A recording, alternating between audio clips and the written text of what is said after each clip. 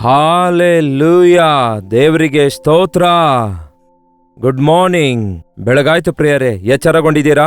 ದೇವರ ಮಾತುಗಳನ್ನು ಕೇಳಲು ಸಿದ್ಧರಾಗಿದ್ದೀರಾ? ನೀವು ಇತರ ದೇಶದಲ್ಲಿದ್ದಿರಬಹುದು. ಬಹುಶಃ ನಿಮಗಿದು ಮಾರ್ನಿಂಗ್ ಅಲ್ಲದೇ ಇರಬಹುದು. Good evening, good afternoon, what ever the time is. Come on, ದೇವರ ವಾಕ್ಯ ಧ್ಯಾನಿಸೋಣ ಬನ್ನಿ ಚಿಕ್ಕ ಪ್ರಾರ್ಥನೆಯೊಂದಿಗೆ. ಪರಿಶುದ್ಧ ದೇವರೇ, ನಿಮಗೆ ವಂದನೆಗಳು. ಈ ದಿನ ನೀವು ನಮ್ಮೊಂದಿಗೆ ಏನ್ ಮಾತಾಡುತ್ತೀರೋ ಎಂಬುದಾಗಿ ನಿಮ್ಮ ಸನ್ನಿಧಿಯಲ್ಲಿ ನಾವು ಸೇರಿ ಬಂದಿರುವಾಗ ನಮ್ಮ ಕುರಿತಾಗಿಯೇ ನೀವು ಮಾತಾಡ್ತೀರೆಂದು, ನಮ್ಮ ಅವಶ್ಯಕತೆ ನೀವು ತೀರಿಸುತ್ತೀರೆಂದು, ನಮಗೋಸ್ಕರವೇ ನೀವಿದ್ದೀರಿ ಎಂದು ನಂಬಲು ಸಹಾಯ ಮಾಡಿರಿ. ನಿಮ್ಮ ಮಾತು ಕೇಳುವುದರಿಂದ ಆಧ್ಯಾತ್ಮಿಕವಾಗಿ ಬಲಗೊಳ್ಳುವುದಕ್ಕಾಗಿ ನಮಗೆ ಸಹಾಯ ಮಾಡಿರಿ ಎಂದು ಕ್ರಿಸ್ತನ ನಾಮದಲ್ಲಿ ಬೇಡುತ್ತೇವೆ ತಂದೆಯೇ, ಆಮೇನ್. ದೇವರಿಗೆ ಸ್ತೋತ್ರ. ಬೈಬಲ್ ಓದಿಕೊಂಡಿದ್ದೀರಾ? ಪ್ರಾರ್ಥನೆ ಮಾಡಿಕೊಂಡಿದ್ದೀರಾ? ವೈಯಕ್ತಿಕವಾಗಿ ದೇವರೊಂದಿಗೆ ಸಹವಾಸ ಮಾಡುವುದನ್ನು ಅಭ್ಯಾಸ ಮಾಡಿಕೊಳ್ಳಿರಿ. ಬೈಬಲ್ ಓದುವಾಗ ದೇವರು ನಿಮ್ಮೊಂದಿಗೆ ಮಾತಾಡ್ತಾರೆ. ಪ್ರಾರ್ಥನೆ ಮಾಡುವಾಗ ನೀವು ದೇವರೊಂದಿಗೆ ಮಾತಾಡುವವರಾಗಿರ್ತೀರಿ. ದೇವರೊಂದಿಗೆ ಅನ್ಯೋನ್ಯ ಸಹವಾಸದಲ್ಲಿರುವಂತಹ ಕಾರ್ಯ ಜರುಗುತ್ತದೆ. ಕೀರ್ತನೆ 22 10ನೇ ವಚನ ಓದುತ್ತಿದ್ದೇನೆ, ಕೇಳ್ರಿ. ಹುಟ್ಟಿದಂದಿನಿಂದ ನೀನೇ ನನಗೆ ಆಧಾರ, ತಾಯಿ ಹೆತ್ತಂದಿನಿಂದ ನನ್ನ ದೇವರು ನೀನೇ. ನಾವೆಲ್ಲರೂ ಈ ಮಾತು ಹೇಳಬಹುದು ಪ್ರಿಯರೇ. ಗರ್ಭದೊಳಗಿಂದ ಹುಟ್ಟಿದ ದಿನದಿಂದ ನೀನೇ ನನಗೆ ಆಧಾರ. ಹುಟ್ಟಿದಂದಿನಿಂದ ಅಂದರೆ ಗರ್ಭದಲ್ಲಿ ನಾವು ಇನ್ನೂ ಪಿಂಡವಾಗಿರುವಾಗಲೇ ನಮ್ಮನ್ನು ನೋಡಿದ್ದಾರೆ ದೇವರು. ನಾನು ಪಿಂಡವಾಗಿರುವಾಗಲೇ ನಿನ್ನ ಕಣ್ಣುಗಳು ನನ್ನನ್ನು ದೃಷ್ಟಿಸಿದವು ಎಂದು ಹೇಳುತ್ತಾನೆ ದಾವೀದನು. ನಿನ್ನ ಕಣ್ಣಿಗೆ ಮರೆಯಾದದ್ದು ಯಾವುದೊಂದೂ ಇಲ್ಲ. ತಾಯಿಯ ಗರ್ಭದೊಳಗೆ ಮಗುವಿಗೆ ಎಲುಬುಗಳು ಹೇಗೆ ಬೆಳೆಯುತ್ತವೆ ಎಂದು ಯಾರಿಗೂ ಗೊತ್ತಿಲ್ಲ. ಹೇಗೆ ಆ ಮಗು ರೂಪಿಸಲ್ಪಡುತ್ತದೆ ಎಂದು ಯಾರಿಗೂ ಗೊತ್ತಿಲ್ಲ. ದೇವರು ಹೇಳ್ತಾರೆ, ಗರ್ಭಫಲವು ಯೆಹೋವನು ಕೊಡುವ ಬಹುಮಾನ, ಮಕ್ಕಳು ಆತನು ಅನುಗ್ರಹಿಸುವಂತಹ ಸ್ವಾಸ್ಥ್ಯ. ಗರ್ಭದೊಳಗಿಂದ ಹುಟ್ಟಿದ ದಿನದಿಂದ ನೀನೇ ನನಗೆ ಆಧಾರ. ಆಧಾರ ಅನ್ನುತ್ತಾನೆ. ನೋಡಿ ಪ್ರಿಯರೇ, ನಾವೆಲ್ಲರೂ ಒಬ್ಬರಲ್ಲ ಒಬ್ಬರ ಮೇಲೆ ಆಧಾರಗೊಂಡು ಬದುಕುತ್ತಿದ್ದೇವೆ. ಕೆಲವರು ಜೀವಿತ ಕಾಲವೆಲ್ಲ ಹಾಗೆಯೇ ಬದುಕುತ್ತಾರೆ. ಚಿಕ್ಕ ಮಕ್ಕಳು ತಂದೆ ತಾಯಿಗಳ ಮೇಲೆ ಆಧಾರಗೊಂಡು ಬದುಕುತ್ತಾರೆ. ಅವರಿಗೆ ಏನು ಗೊತ್ತಿರಲ್ವಲ್ಲ. ತಾಯಿಯೇ ಹಾಲು ಕುಡಿಸಬೇಕು, ತಾಯಿಯೇ ಹೊತ್ಕೊಳ್ಬೇಕು, ತಾಯಿಯೇ ಎಲ್ಲ ಕೆಲಸ ಮಾಡಬೇಕು. ಸ್ವಲ್ಪ ಬೆಳೆದ ಮೇಲೆ ತಂದೆ ಸ್ಕೂಲ್ಗೆ ಜಾಯಿನ್ ಮಾಡಿಸ್ತಾನೆ, ಫೀಸ್ ಕಟ್ಟುತ್ತಾನೆ. ತಂದೆ ತಾಯಿಗಳ ಮೇಲೆ ಮಕ್ಕಳು ಆಧಾರಗೊಳ್ತಾರೆ ತಮ್ಮ ಕಾಲ ಮೇಲೆ ತಾವು ನಿಲ್ಲುವವರೆಗೂ. ಒಂದು ಕಾಲ ಬಂದಾಗ ತಮ್ಮ ಕಾಲ ಮೇಲೆ ತಾವು ಆ ಮಕ್ಕಳು ನಿಲ್ಲುವವರಾಗಿರ್ತಾರೆ. ನಮ್ಮ ಕಾಲ ಮೇಲೆ ನಾವು ನಿಂತ್ಕೊಳ್ಬೇಕಾದ್ರೆ ಇನ್ನೊಬ್ಬರ ಮೇಲೆ ಆಧಾರಗೊಳ್ಳದೆ ನಮ್ಮ ಸಂಪಾದನೆ ನಾವು ಸಂಪಾದಿಸಿ ನಮ್ಮ ಖರ್ಚು ವೆಚ್ಚ ಎಲ್ಲ ನಾವೇ ನೋಡಿಕೊಂಡು ಬದುಕುವಂಥದ್ದಾಗಿರುತ್ತೆ. ಬಹಳಷ್ಟು ಜನ ಈ ದಿನಗಳಲ್ಲಿ ಹೇಳ್ತಾರೆ, ನನಗೆ ಯಾರ ಸಹಾಯ ಅಗತ್ಯವಿಲ್ಲ, ನನ್ನಷ್ಟಕ್ಕೆ ನಾನೇ ಬದುಕಬಲ್ಲೆ ಎನ್ನುವಂತಹ ಒಂದು ವಿಧವಾದಂತಹ ಆರೋಗೆನ್ಸಿ ತೋರಿಸ್ತಾರೆ. ಖಂಡಿತವಾಗಿಯೂ ನಮಗೆ ಬೇರೆಯವರ ಸಹಾಯ ಅಗತ್ಯವಿಲ್ಲದಿರಬಹುದೇನೋ, ಆದರೆ ದೇವರ ಸಹಾಯವಿಲ್ಲದೆ ನಾವು ಬದುಕಲಾರೆವು ಪ್ರಿಯರೇ.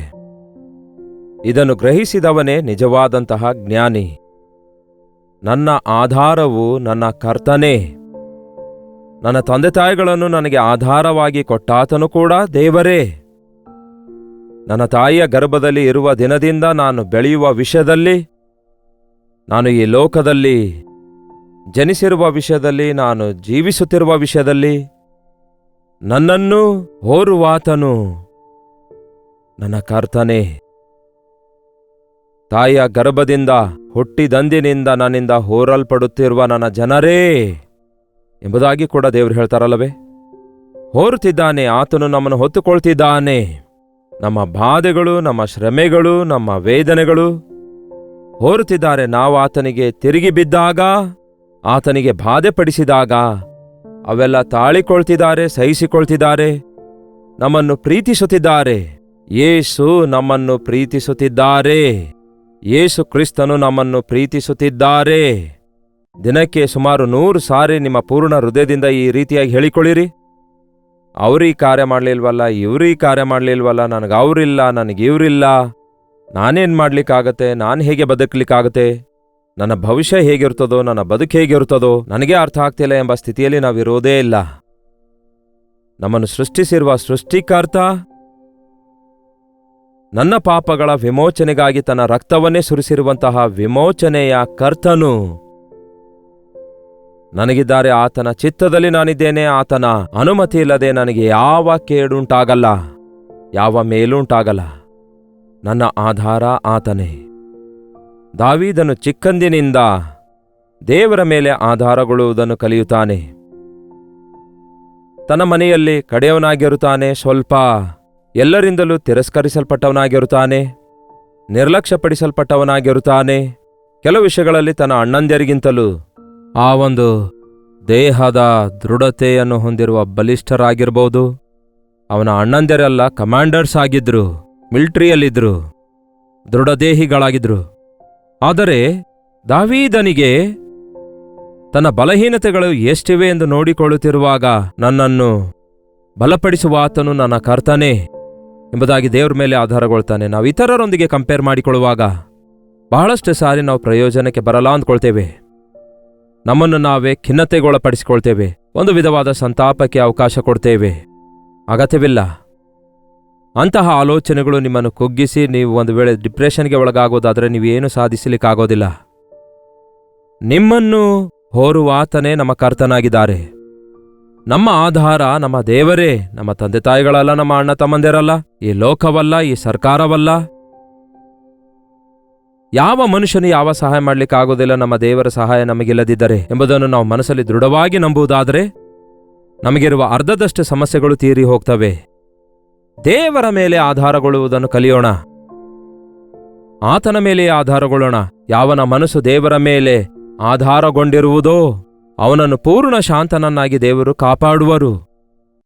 ದೇವರ ಮೇಲೆ ನಮ್ಮ ಮನಸ್ಸು ಆದುಕೊಂಡಿರುವಾಗ, ಉದಾಹರಣೆಗೆ ತಲೆಸುತ್ತು ಬಂದು ನಾವು ಬಿದ್ದು ಹೋಗುವಾಗ ಒಂದು ಗೋಡೆ ಆಧಾರ ಮಾಡಿಕೊಂಡು ಅದಕ್ಕೆ ಅಂಟಿಕೊಂಡಿರುತ್ತೇವೆ. ಒಳ್ಳೆದಾಯಿತು, ಕೆಳಗೆ ಬೀಳದಂತೆ ಕಾಪಾಡಿತು ಅಂದುಕೊಳ್ತೇವೆ, ಅದರ ಮೇಲೆ ಆಧಾರಗೊಳ್ತೇವೆ. ಹಾಗೆಯೇ ನಮ್ಮ ಜೀವಿತದಲ್ಲಿ ನಾವು ದಣಿದು ಬಳಲಿದವರಾಗಿದ್ದಾಗ, ಕುಗ್ಗಿ ಹೋದಾಗ, ಶೋಧನೆ ಜಯಿಸಲಾರದ ಪರಿಸ್ಥಿತಿಯಲ್ಲಿದ್ದಾಗ ಕರ್ತನ ಮೇಲೆ ಆದುಕೊಳ್ಳುವುದನ್ನು ಕಲಿಯಿರಿ. ಕರ್ತನಲ್ಲಿ ನಂಬಿಕೆ ಇಡುವುದನ್ನು ಕಲಿಯಿರಿ. ನಮಗೆ ಕರ್ತನಿದ್ದಾರೆ, ಆತನಿಗೆ ನಮ್ಮ ಎಲ್ಲಾ ಬಾಧೆಗಳನ್ನು ಹೇಳಿಕೊಂಡು ಆತನ ಸನ್ನಿಧಿಯಲ್ಲಿ ಕಾದುಕೊಂಡಿರುವುದನ್ನು ಕಲಿಯುವುದಾದರೆ ನೂತನ ಬಲವನ್ನು ನಾವು ಹೊಂದಿಕೊಳ್ತೇವೆ. ನಮ್ಮೆಲ್ಲರಿಗೆ ಆತನೇ ಜೀವಾಧಾರವಾಗಿದ್ದಾರೆ. ನಮ್ಮೆಲ್ಲರಿಗೆ ಜೀವಾಧಾರವಾಗಿದ್ದಾರೆ. ನಾವು ಬದುಕುವುದಕ್ಕಾಗಿ ಆತನೇ ಆಧಾರ. ಮನುಷ್ಯರನ್ನು ನಂಬಿದ್ರೆ ಮೋಸ ಹೋಗ್ತೇವೆ, ಪರಿಸ್ಥಿತಿಗಳನ್ನು ನಂಬಿದ್ರೆ ನಷ್ಟ ಹೋಗ್ತೇವೆ. ಎಷ್ಟು ವಿಚಿತ್ರ ನೋಡಿ, ಕೆಲವರನ್ನು ದೇವರು ನಮ್ಮ ಸಹಾಯಕ್ಕಾಗಿ ಉಪಯೋಗಿಸಿಕೊಳ್ತಿರುವಾಗ ಅವರ ಮೇಲೆಯೇ ನಾವು ಆಧಾರಗೊಳ್ತಿದ್ದೇವೆ ಹೊರತು ಅಂಥವರನ್ನು ನಮಗೆ ಕೊಟ್ಟಂತಹ ದೇವರ ಮೇಲೆ ಆಧಾರಗೊಳ್ತಾ ಇಲ್ಲ ನೋಡಿ. ಯಾರಾದರೂ ಸ್ವಲ್ಪ ದುಡ್ಡು ಕೊಟ್ಟು ಸಹಾಯ ಮಾಡಿದ್ರೆ ದುಡ್ಡು ಕೊಟ್ಟು ಸಹಾಯ ಮಾಡಿದವರ ಮೇಲೆ ಆಧಾರಗೊಳ್ತಿದ್ದೇವೆ ಹೊರತು ಹಾಗೆ ದುಡ್ಡು ಕೊಡುವಂತೆ ಮಾಡಿರುವ ದೇವರ ಮೇಲೆ ಆಧಾರಗೊಳ್ತಾ ಇಲ್ಲ. ದೇವರು ನಮಗೇನಾದರೂ ಆಶೀರ್ವಾದ ಕೊಟ್ಟರೆ ಆ ಆಶೀರ್ವಾದಗಳನ್ನು ಹಿಡಿಕೊಂಡು ಅವುಗಳ ಮೇಲೆಯೇ ಜೋತಾಡ್ತಿದ್ದೇವೆ ಹೊರತು ಆಶೀರ್ವದಿಸುವ ಕರ್ತನನ್ನು ಹಿಡಿದುಕೊಳ್ತಿಲ್ಲ. ಅವೆಲ್ಲ ನಿಂತು ಹೋಗ್ತವೆ. ಈ ಲೋಕದಲ್ಲಿ ಮನುಷ್ಯರ ಸಹಾಯ ನಿಂತು ಹೋಗ್ತದೆ, ಪರಿಸ್ಥಿತಿಗಳ ಸಹಾಯ ನಿಂತು ಹೋಗ್ತದೆ, ಪರಿಸ್ಥಿತಿಗಳು ತಾರುಮಾರಾಗ್ತವೆ. ನಮ್ಮ ಭವಿಷ್ಯದ ಬಗ್ಗೆ ನಾವೇ ಯಾಕೆ ಗಾಬರಿಗೊಳ್ಳಬೇಕು? ನಮ್ಮ ದೇವರಿಗೆ ಗೊತ್ತಿಲ್ಲವೋ? ಏನಾದರೂ ಒಂದು ಕಾರ್ಯ ದೇವರು ನಿಲ್ಲಿಸಿರುವುದಾದರೆ ಅದಕ್ಕಿಂತಲೂ ದೊಡ್ಡ ಮತ್ತೊಂದು ಕಾರ್ಯ ನಿಮಗಾಗಿ ಮಾಡಬೇಕೆಂದು ಆಶಿಸುತ್ತಿದ್ದಾರೆ. ನೀವು ದೇವರ ಮೇಲೆ ಆಧಾರಗೊಂಡಿರುವುದಾದರೆ ಒಂದು ಬಾಗಲು ಮುಚ್ಚಿದ್ರೆ ಮತ್ತೊಂದು ಬಾಗಲು ಆತನು ತೆರೆಯುತ್ತಾನೆ. ಒಂದು ವಿಷಯದಲ್ಲಿ ನಿಮಗೆ ಆಟಂಕ ಎದುರಾದರೆ ಮತ್ತೊಂದು ವಿಷಯದಲ್ಲಿ ಆತನು ನಿಮಗೆ ಬಾಗಲು ತೆರೆಯುತ್ತಾನೆ. ನೀವು ಒಂದು ವೇಳೆ ಆತನ ಮೇಲೆ ಆಧಾರಗೊಂಡಿರೋದಾದ್ರೆ. ನಿಮ್ಮ ಸುತ್ತಲೂ ಪರಿಸ್ಥಿತಿಗಳು ತಾರುಮಾರಾದಾಗ ಕುಗ್ಗಿ ಹೋಗಬೇಡಿ. ಸುತ್ತಲೂ ನೋಡಬೇಡಿರಿ, ಮೇಲಕ್ಕೆ ನೋಡಿರಿ, ಕರ್ತನ ಕಡೆಗೆ ನೋಡಿರಿ. ವಾಟ್ ನೆಕ್ಸ್ಟ್ ದೇವರೇ, ನಿನ್ನ ಮೇಲೆ ದೃಷ್ಟಿಯಿಟ್ಟು ನಿನಗೆ ಆಲೋಚನೆ ಹೇಳಿ ನೀನು ನಡೆಯಬೇಕಾದ ಮಾರ್ಗದಲ್ಲಿ ನಾನು ನಡೆಸುತ್ತೇನೆ ಎಂಬುದಾಗಿ ಕೀರ್ತನೆಯಲ್ಲಿ ದೇವರು ಹೇಳ್ತಾರಲ್ಲವೇ? ನಿಮ್ಮ ಜೀವಿತದಲ್ಲಿ ಒಂದು ಉದ್ಯೋಗದಲ್ಲಿ ನಿಮಗೆ ಒಂದು ವೇಳೆ ನಿಲ್ಲಿಸಿಬಿಟ್ಟಿದ್ದಾರೇನೋ? ಹೌದಲ್ಲವೇ? ಸಡನ್ನಾಗಿ ಉದ್ಯೋಗದಿಂದ ಈ ದಿನ ತೆಗೆದಾಕ್ತಿದ್ದಾರಲ್ಲವೇ? ಕುಗ್ಗಿ ಹೋಗಬೇಡಿರಿ.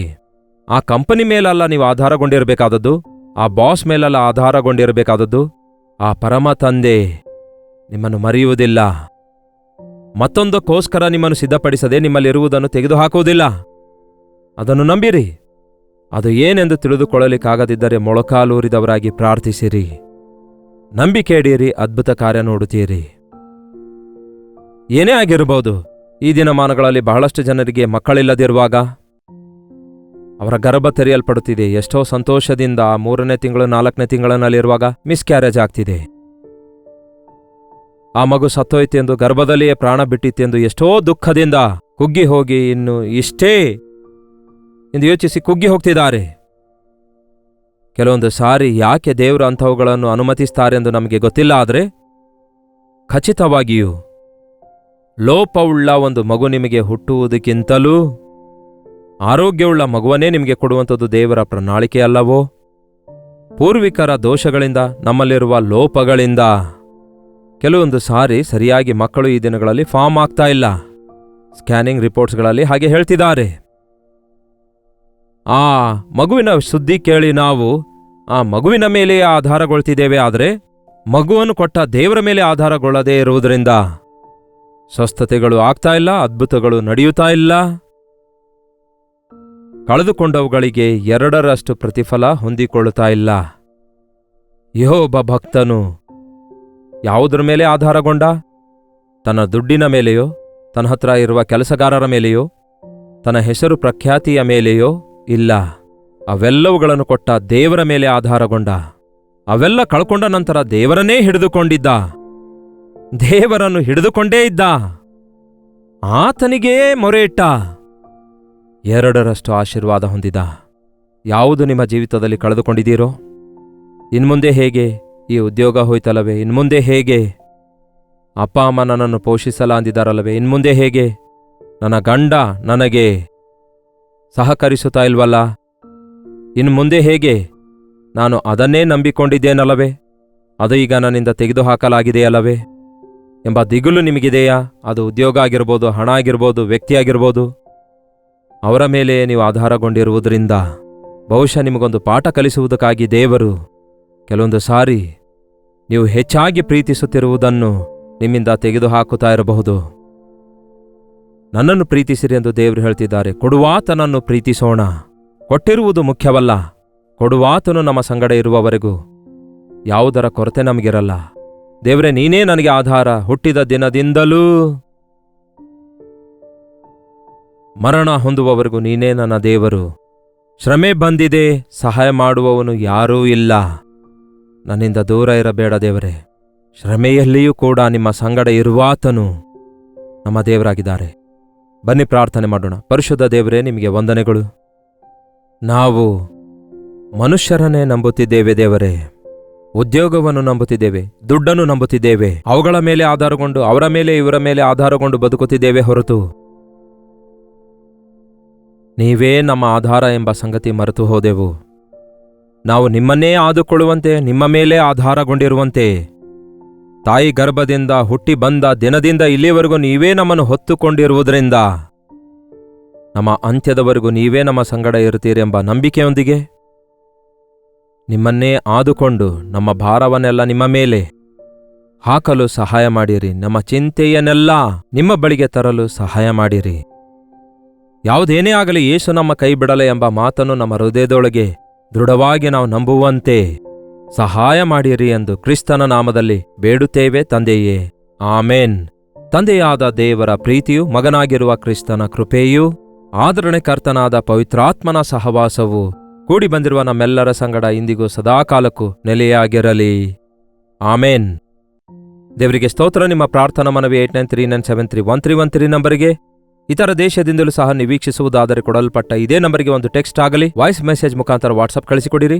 ನಿಮಗೋಸ್ಕರ ಪ್ರಾರ್ಥಿಸ್ತಿದ್ದೇವೆ, ನೀವು ಕೂಡ ಪ್ರಾರ್ಥಿಸಿರಿ. ತಪ್ಪದೆ ದೇವರು ನಮಗೆ ಉತ್ತರಿಸುತ್ತಾರೆ. ಈ ರೀತಿಯಾಗಿ ಪ್ರತಿದಿನ ದೇವರ ವಾಕ್ಯ ಅನೇಕ ಸಮಯದಿಂದ, ಅಂದರೆ ಹೆಚ್ಚು ಕಡಿಮೆ 1.5 ವರ್ಷಕ್ಕಿಂತಲೂ ಹೆಚ್ಚಾಗಿ ಈ ಸೋಷಿಯಲ್ ಮೀಡಿಯಾದಲ್ಲಿ, ಈ ಯೂಟ್ಯೂಬ್ ಚಾನಲ್ನಲ್ಲಿ ಪ್ರಸಾರ ಮಾಡುತ್ತಲೇ ಇದ್ದೇವೆ. ಅದಕ್ಕೆ doctor Jaipal Kannada YouTube channel ಅನ್ನು ಸಬ್ಸ್ಕ್ರೈಬ್ ಮಾಡಿಕೊಳ್ಳಿರಿ, ಲೈಕ್ ಮಾಡಿ, ಶೇರ್ ಮಾಡುವುದನ್ನು ಮರೆಯಬೇಡಿ. ಕರ್ತನ ಚಿತ್ತವಿರುವುದಾದರೆ ಮತ್ತೆ ನಾಳೆ ಇದೇ ಅನುದಿನದ ಧ್ಯಾನ ಎಂಬ ಕಾರ್ಯಕ್ರಮದಲ್ಲಿ ಮತ್ತೆ ಭೇಟಿಯಾಗೋಣ. ಅಲ್ಲಿವರೆಗೂ ದೇವರ ಮಹಾಕೃಪೆ ನಿಮ್ಮೆಲ್ಲರೊಂದಿಗಿರಲಿ.